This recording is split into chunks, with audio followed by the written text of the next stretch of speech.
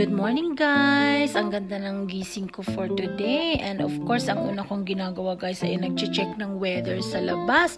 Kung nag-snow nga ba or hindi. And so far so good guys. Kaya ang gagawin natin today ay lalabas tayo.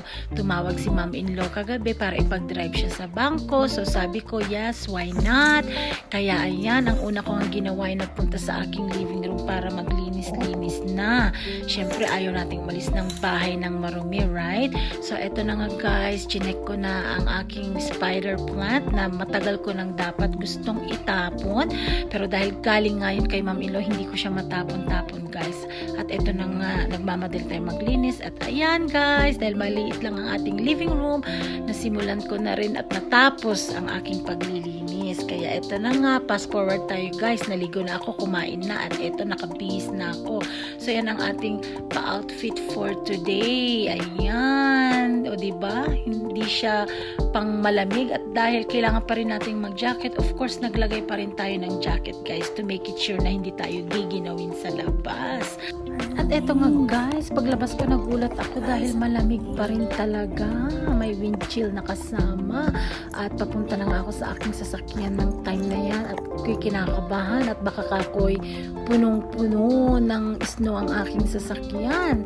At so far, hindi naman. Kaya okay lang kako.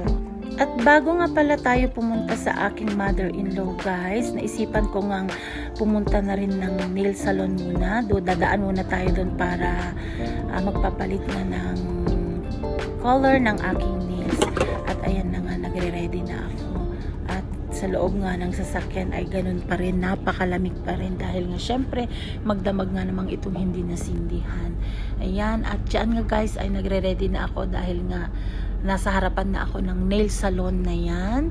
Ayan, nakikita nyo ba yan? Yan ang ating papapalitan.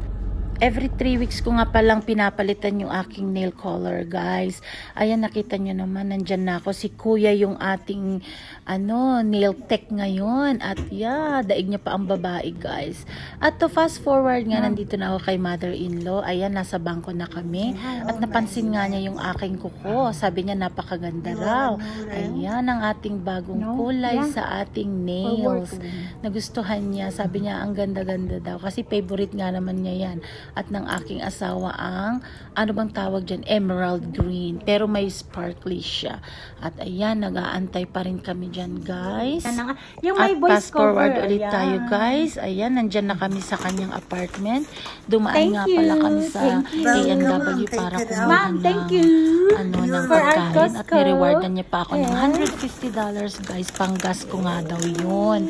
Ayan, nagte-thank you ako sa kanya. At ina-explain nga niya na hatian ko nga raw yung aking asawa sa 150 na yun.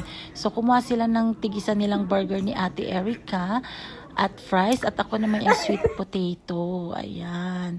So, ayan na nga guys. Nakauwi na kami dyan. At kinuha ko na nga yung matagal niya nang binibigay sa akin na mixer. Kasi 2 years ago pa yan guys. Kaya lang wala akong space sa bahay. Kaya hindi ko kinukuha. But finally, ngayon kinuha ko na. Kasi nga nag-decide nga ako na gamitin na.